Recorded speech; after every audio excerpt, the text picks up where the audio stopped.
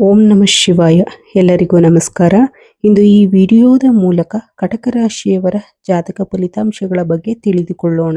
ಇವತ್ತಿನ ಈ ವಿಡಿಯೋದಲ್ಲಿ ಆಗಸ್ಟ್ 27ನೇ ತಾರೀಕು ಗುರುವಾರ ಹೇಗಿರಲಿದೆ ಅನ್ನೋದನ್ನು ಸಂಪೂರ್ಣವಾಗಿ ನೋಡೋಣ. ಇದನ್ನು ಒಂದು ಸಾಮಾನ್ಯ ದಿನ ಅಂತ ಅಂದುಕೊಂಡು ಈ ವಿಡಿಯೋ ಶುರು ಮಾಡಿದ್ರೆ ನಾವು ಹೇಳಬೇಕಿರುವ ಮುಖ್ಯವಾದ ವಿಷಯ ನಿಮಗೆ ಅರ್ಥ ಆಗೋದಿಲ್ಲ. ಯಾಕಂದರೆ ಕೆಲವೊಮ್ಮೆ ಜೀವನದಲ್ಲಿ ದೊಡ್ಡ ಬದಲಾವಣೆ ಒಂದೇ ಒಂದು ಘಟನೆಯ ಮೂಲಕ ಬರೋದಿಲ್ಲ. ಸಣ್ಣ ಸಣ್ಣ ಘಟನೆಗಳು ಒಂದರ ಹಿಂದೆ ಒಂದಾಗಿ ನಡೆಯುತ್ತಾ ನಮ್ಮ ಜೀವನಕ್ಕೆ ಹೊಸ ದಿಕ್ಕನ್ನು ತೋರಿಸುತ್ತವೆ. ನಿಮ್ಮ ಮುಂದಿನ ದಿನಗಳಲ್ಲೂ ಇಂತಹದ್ದೇ ಕೆಲವು ಬದಲಾವಣೆಗಳು ಕಾಣಿಸಿಕೊಳ್ಳುವ ಸಾಧ್ಯತೆ ಇದೆ. ಹಾಗಾಗಿ ಇವತ್ತು ನಿಮ್ಮ ಜೀವನದಲ್ಲಿ ಯಾವ ಹಂತ ಶುರುವಾಗಬಹುದು, ಯಾವ ವಿಷಯಗಳಲ್ಲಿ ಬದಲಾವಣೆ ಆಗಬಹುದು ಅನ್ನೋದನ್ನು ಒಂದೊಂದಾಗಿ ನೋಡೋಣ. ಇದಕ್ಕೂ ಮೊದಲು ಒಂದು ವಿಷಯ. ಇತ್ತೀಚಿನ ದಿನಗಳಲ್ಲಿ ನಿಮ್ಮ ಮನಸ್ಸಿನಲ್ಲಿ ಒಂದು ಪ್ರಶ್ನೆ ಪದೇ ಪದೇ ಬರುತ್ತಿರಬಹುದು. ನಾನು ಮಾಡುತ್ತಿರುವ ಕೆಲಸ ಸರಿಯಾದ ದಿಕ್ಕಿನಲ್ಲಿ ಹೋಗುತ್ತಿದೆಯಾ? ನಾನು ಯಾವ ದಾರಿಯಲ್ಲಿ ಮುಂದೆ ಹೋಗಬೇಕು ಅನ್ನೋ ಯೋಚನೆ ನಿಮ್ಮದಾಗಿರಬಹುದು. ಕೆಲವು ಕೆಲಸಗಳು ಶುರುವಾಗಿ ಮಧ್ಯದಲ್ಲೇ ನಿಂತಿರಬಹುದು. ಇನ್ನು ಕೆಲವು ಕೆಲಸಗಳು ಮುಗಿದಿರಬಹುದು. ಆದರೆ ಮುಗಿದ ಮೇಲೂ ಮನಸ್ಸಿಗೆ ಸಂಪೂರ್ಣ ನೆಮ್ಮದಿ ಸಿಕ್ಕಿರದೇ ಇರಬಹುದು. ಆದರೆ ನೀವು ಅನುಭವಿಸಿದ ಪ್ರತಿಯೊಂದು ಘಟನೆ ಕೂಡ ವ್ಯರ್ಥವಾಗಿಲ್ಲ. ಆ ಘಟನೆಗಳು ನಿಮಗೆ ಒಂದೊಂದು ಪಾಠ ಕಲಿಸಿವೆ. ಅದೇ ಪಾಠ ಈಗ ನಿಮ್ಮ ಮುಂದಿನ ಹೆಜ್ಜೆಗಳಿಗೆ ಸಹಾಯ ಮಾಡಲಿವೆ. ಆಗಸ್ಟ್ 27ರಿಂದ ನಿಮ್ಮ ಯೋಚನೆಗಳಲ್ಲಿ ಒಂದು ರೀತಿಯ ಸ್ಪಷ್ಟತೆ ಬರಲು ಶುರುವಾಗುತ್ತದೆ. ಇಷ್ಟು ದಿನ ಒಂದೇ ಒಂದು ಸಮಯದಲ್ಲಿ ತುಂಬ ವಿಷಯಗಳ ಬಗ್ಗೆ ಯೋಚಿಸುತ್ತಿದ್ದ ನೀವು ಇನ್ನು ಮುಂದೆ ಮೊದಲು ಇದನ್ನು ಮುಗಿಸಬೇಕು, ನಂತರ ಅದನ್ನು ನೋಡೋಣ ಅನ್ನೋ ರೀತಿಯಲ್ಲಿ ಒಂದೊಂದೇ ಕೆಲಸದ ಕಡೆ ಗಮನ ಕೊಡುತ್ತೀರಿ. ಇದು ಸಣ್ಣ ಬದಲಾವಣೆ ಅನಿಸಬಹುದು, ಆದರೆ ಇದೇ ಮುಂದೆ ನಿಮ್ಮ ಜೀವನದಲ್ಲಿ ದೊಡ್ಡ ಪರಿಣಾಮ ಕೊಡಬಹುದು. ಹಿಂದೆ ಯಾರಾದರೂ ಹೇಳಿದ ಒಂದು ಸಣ್ಣ ಸಲಹೆಯನ್ನು ನೀವು ಅಷ್ಟಾಗಿ ಗಮನಿಸದೇ ಇರಬಹುದು. ಆದರೆ ಈಗ ಅದೇ ಸಲಹೆ ನಿಮಗೆ ತುಂಬ ಉಪಯೋಗವಾಗಬಹುದು. ಅದೇ ರೀತಿ ಇಷ್ಟು ದಿನ ನೀವು ದೊಡ್ಡ ವಿಷಯ ಅಂತ ಪರಿಗಣಿಸದೇ ಇದ್ದ ಒಂದು ಸಣ್ಣ ವಿಚಾರ ಮುಂದೆ ನಿಮಗೆ ತುಂಬ ಮುಖ್ಯವಾಗಬಹುದು. ಹಾಗಾಗಿ ಈ ಸಮಯದಲ್ಲಿ ನಿಮ್ಮ ಸುತ್ತಮುತ್ತಲಿನಲ್ಲಿರುವ ಜನರು ಹೇಳುವ ಮಾತುಗಳನ್ನು ಸ್ವಲ್ಪ ಗಮನವಿಟ್ಟು ಕೇಳಿ. ಇನ್ನು ಒಂದು ಮುಖ್ಯವಾದ ವಿಷಯ ಏನೆಂದರೆ, ತುಂಬ ದಿನಗಳಿಂದ ಮುಂದೂಡುತ್ತಾ ಬಂದಿರುವ ಒಂದು ಕೆಲಸ ಮತ್ತೆ ನಿಮ್ಮ ಮುಂದೆ ಬರುತ್ತದೆ. ಈ ಬಾರಿ ಅದನ್ನು ಹಾಗೇ ಬಿಟ್ಟು ಬಿಡದೆ ಇದನ್ನು ಮೊದಲು ಮುಗಿಸಿ ಬಿಡಬೇಕು ಅನ್ನೋ ನಿರ್ಧಾರ ಮಾಡುತ್ತೀರಿ. ಆ ಕೆಲಸ ಮುಗಿದ ನಂತರ ಹೊಸ ಕೆಲಸಗಳಿಗೆ ಜಾಗ ಸಿಗುತ್ತದೆ. ಒಂದು ಹಳೆಯ ಅಧ್ಯಾಯ ಮುಗಿದು ಹೊಸ ಅಧ್ಯಾಯ ಶುರುವಾಗುವ ಭಾವನೆ ನಿಮಗೆ ಬರಬಹುದು.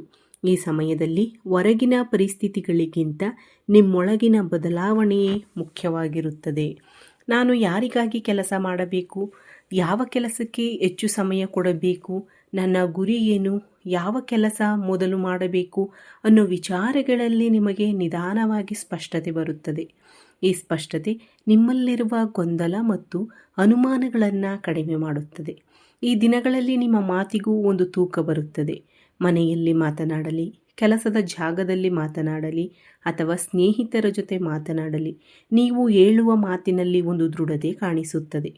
ಹಾಗಾಗಿ ಹೆಚ್ಚು ಮಾತನಾಡುವುದಕ್ಕಿಂತ ಕಡಿಮೆ ಮಾತಿನಲ್ಲಿ ಸ್ಪಷ್ಟವಾಗಿ ನಿಮ್ಮ ನಿರ್ಧಾರ ಹೇಳುವುದು ನಿಮಗೆ ಒಳ್ಳೆಯದು.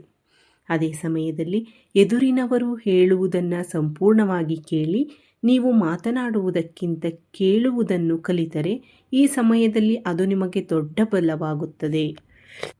ಹಿಂದೆ ನಿಮಗೆ ಕಷ್ಟ ಕೊಟ್ಟೋ ಕೆಲವು ಘಟನೆಗಳು ಈಗ ನಿಮ್ಮನ್ನು ಇನ್ನಷ್ಟು ಗಟ್ಟಿಯಾಗಿಸುತ್ತವೆ. ಆಗ ಯಾಕೆ ಹೀಗಾಯಿತು ಅಂತ ಯೋಚಿಸಿ ಬೇಸರ ಪಡುವ ಬದಲು ಅದರಿಂದ ನಾನು ಏನು ಕಲಿತೆ ಅನ್ನೋದನ್ನು ಯೋಚಿಸುವ ಸಮಯ ಇದು. ನಿಮ್ಮ ಆತ್ಮವಿಶ್ವಾಸ ಕೂಡ ನಿಧಾನವಾಗಿ ಹೆಚ್ಚಾಗುತ್ತದೆ. ತುಂಬ ದಿನಗಳಿಂದ ಮನಸ್ಸಿನಲ್ಲಿರುವ ಒಂದು ಯೋಜನೆಯನ್ನು ಕಾಗದದ ಮೇಲೆ ಬರೆಯಬೇಕು ಅನ್ನೋ ಆಸೆ ಬರುತ್ತದೆ. ನಿಮ್ಮ ದೊಡ್ಡ ಗುರಿಯನ್ನು ಸಣ್ಣ ಸಣ್ಣ ಹಂತಗಳಾಗಿ ಮಾಡಿಕೊಂಡು ಮುಂದೆ ಹೋಗುವುದು ನಿಮಗೆ ತುಂಬ ಒಳ್ಳೆಯದು. ದೊಡ್ಡ ಕನಸು ಒಂದು ದಿನದಲ್ಲಿ ನನಸಾಗೋದಿಲ್ಲ, ಆದರೆ ಪ್ರತಿದಿನ ನೀವು ಇಡುವ ಸಣ್ಣ ಹೆಜ್ಜೆಗಳು ನಿಮ್ಮನ್ನು ಆ ಕನಸಿನ ಹತ್ತಿರಕ್ಕೆ ಕರೆದುಕೊಂಡು ಹೋಗುತ್ತವೆ. ಹಾಗಾಗಿ ಈ ಸಮಯದಲ್ಲಿ ಆತುರದ ನಿರ್ಧಾರಕ್ಕಿಂತ ಶಿಸ್ತು ಮುಖ್ಯ. ಬೆಳಿಗ್ಗೆ ಶುರು ಮಾಡಿದ ಕೆಲಸವನ್ನು ಸಾಧ್ಯವಾದಷ್ಟು ಅದೇ ದಿನ ಮುಗಿಸುವ ಅಭ್ಯಾಸ ಮಾಡಿಕೊಳ್ಳಿ. ಒಂದು ಸಣ್ಣ ಕೆಲಸ ಮುಗಿಸಿದಾಗಲೂ ನಿಮ್ಮೊಳಗೆ ಒಂದು ರೀತಿಯ ಆತ್ಮವಿಶ್ವಾಸ ಬರುತ್ತದೆ. ಆ ಸಣ್ಣ ಸಣ್ಣ ಗೆಲುವುಗಳೇ ಮುಂದೆ ದೊಡ್ಡ ದೊಡ್ಡ ನಂಬಿಕೆಯಾಗುತ್ತವೆ. ಉದ್ಯೋಗ ಮತ್ತು ವೃತ್ತಿ. ಇನ್ನು ಉದ್ಯೋಗದ ವಿಷಯಕ್ಕೆ ಬಂದರೆ ಮುಂದಿನ ಕೆಲವು ದಿನಗಳಲ್ಲಿ ನಿಮ್ಮ ಜವಾಬ್ದಾರಿ ಹೆಚ್ಚಾಗಬಹುದು.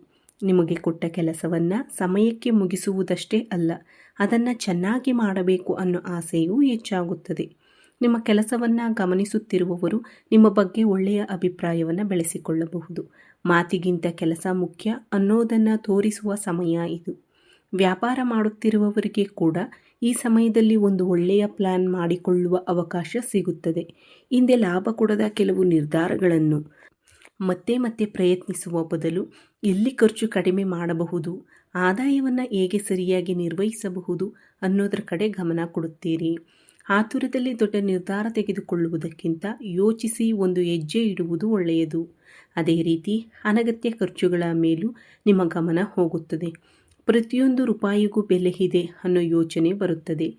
ಮನೆಯ ಖರ್ಚಾಗಲಿ, ಉದ್ಯೋಗವಾಗಲಿ ಅಥವಾ ವ್ಯಾಪಾರವಾಗಲಿ, ಆದಾಯ ಮತ್ತು ಖರ್ಚಿನ ನಡುವೆ ಸಮತೋಲನ ಇಟ್ಟುಕೊಳ್ಳುವ ಪ್ರಯತ್ನ ಶುರುವಾಗುತ್ತದೆ. ಇನ್ನು ಮುಂದೆ ನಿಮ್ಮ ಹಣಕಾಸಿನ ಪರಿಸ್ಥಿತಿಯನ್ನು ಇನ್ನಷ್ಟು ಗಟ್ಟಿಗೊಳಿಸಬಹುದು. ಹೊಸ ಪರಿಚಯ.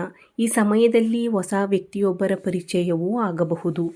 ಆ ಪರಿಚಯ ಕೇವಲ ಮಾತುಕತೆಗೆ ಸೀಮಿತವಾಗದೆ ಮುಂದೆ ಒಂದು ಹೊಸ ಯೋಚನೆ ಅಥವಾ ಅವಕಾಶಕ್ಕೆ ಕಾರಣವಾಗಬಹುದು. ನಿಮ್ಮ ಮಾತನ್ನು ಗಮನವಿಟ್ಟು ಕೇಳುವ ವ್ಯಕ್ತಿ ನಿಮ್ಮ ಜೀವನಕ್ಕೆ ಬರಬಹುದು. ಅದೇ ರೀತಿ ನೀವು ಕೂಡ ಅವರ ಮಾತು ಮತ್ತು ಅನುಭವವನ್ನು ಗೌರವದಿಂದ ಸ್ವೀಕರಿಸುತ್ತೀರಿ.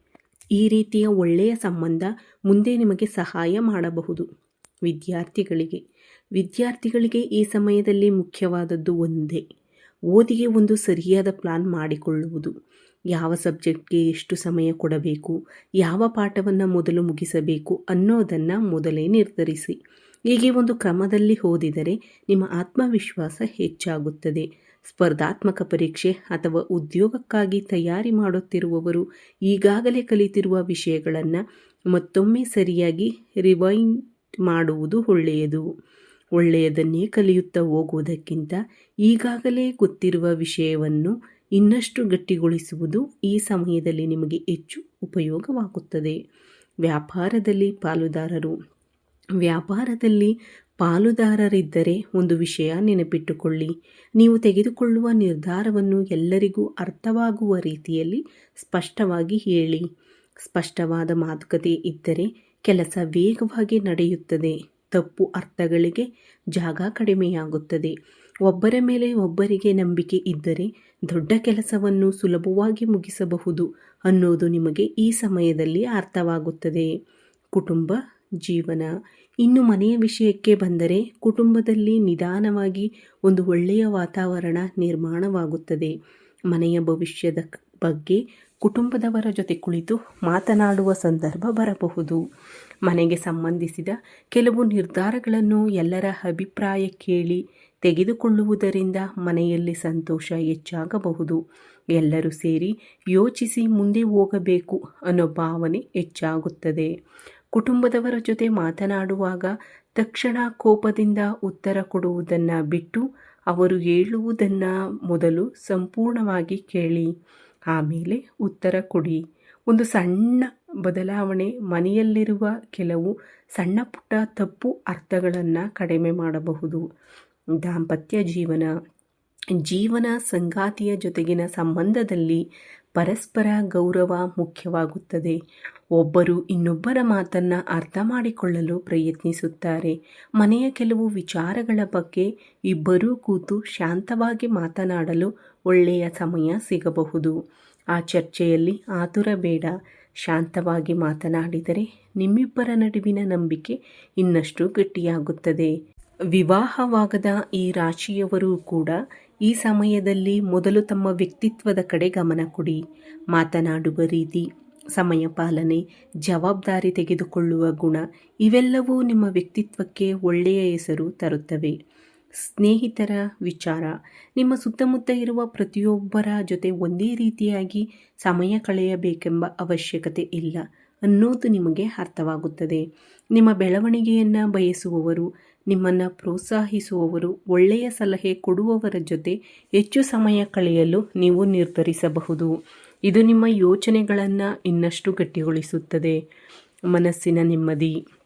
ಹಿಂದೆ ನಡೆದ ಕೆಲವು ಘಟನೆಗಳು ಆಗಾಗ ನಿಮ್ಮ ನೆನಪಿಗೆ ಬಂದು ಮನಸ್ಸಿಗೆ ಬೇಸರ ಕೊಡಬಹುದು. ಆದರೆ ಈಗ ಆ ಘಟನೆಗಳನ್ನು ಒತ್ತುಕೊಂಡೇ ಮುಂದೆ ಹೋಗುವುದಕ್ಕಿಂತ ಅವುಗಳಿಂದ ಕಲಿತ ಪಾಠವನ್ನು ಮಾತ್ರ ತೆಗೆದುಕೊಂಡು ಮುಂದೆ ಹೋಗಬೇಕು ಅನ್ನೋ ಮನಸ್ಥಿತಿ ಬರುತ್ತದೆ. ಇದು ನಿಮ್ಮ ಮನಸ್ಸಿಗೆ ಹೊಸ ನೆಮ್ಮದಿ ಕೊಡುತ್ತದೆ. ಪ್ರತಿದಿನ ಬೆಳಿಗ್ಗೆ ಫೋನ್ ಹಿಡಿಯುವ ಮೊದಲು ಕೆಲವು ನಿಮಿಷ ಶಾಂತವಾಗಿ ಕುಳಿತುಕೊಳ್ಳಿ. ಆ ದಿನ ಏನು ಮಾಡಬೇಕು, ಯಾವ ಕೆಲಸ ಮೊದಲು ಮಾಡಬೇಕು ಅನ್ನೋದನ್ನು ಮನಸ್ಸಿನಲ್ಲಿ ಒಮ್ಮೆ ಯೋಚಿಸಿ. ಈ ಸಣ್ಣ ಅಭ್ಯಾಸ ನಿಮ್ಮ ದಿನವನ್ನೇ ಬದಲಾಯಿಸಬಹುದು. ದಿನ ಮುಗಿಯುವ ವೇಳೆಗೆ ಇವತ್ತು ನಾನು ಏನು ಮಾಡಿದೆ, ಯಾವ ಕೆಲಸ ಮುಗಿಸಿದೆ ಅಂತ ನಿಮ್ಮನ್ನೇ ನೀವು ಕೇಳಿಕೊಳ್ಳಿ. ಆ ಪ್ರಶ್ನೆಗೆ ಸಿಗುವ ಉತ್ತರವೇ ನಿಮ್ಮ ಬೆಳವಣಿಗೆಗೆ ಒಂದು ಅಳತೆ ಆಗುತ್ತದೆ. ಇನ್ನೊಂದು ಮುಖ್ಯ ವಿಷಯಕ್ಕೆ ಬರೋಣ. ಕೋಪದಲ್ಲಿ ಹೇಳುವ ಮಾತಿಗಿಂತ ಶಾಂತವಾಗಿ ಹೇಳುವ ಮಾತು ಹೆಚ್ಚು ಪರಿಣಾಮ ಬೀರುತ್ತದೆ. ಆದ್ದರಿಂದ ಮನೆ ಇರಲಿ, ಕೆಲಸ ಇರಲಿ, ಸ್ನೇಹಿತರ ಜೊತೆ ಇರಲಿ, ನಿಮ್ಮ ಮಾತಿನಲ್ಲಿ ಗೌರವ ಇರಲಿ. ನಿಮ್ಮ ವ್ಯಕ್ತಿತ್ವವನ್ನು ವಿಶೇಷವಾಗಿ ತೋರಿಸುವುದು ಇದೆ.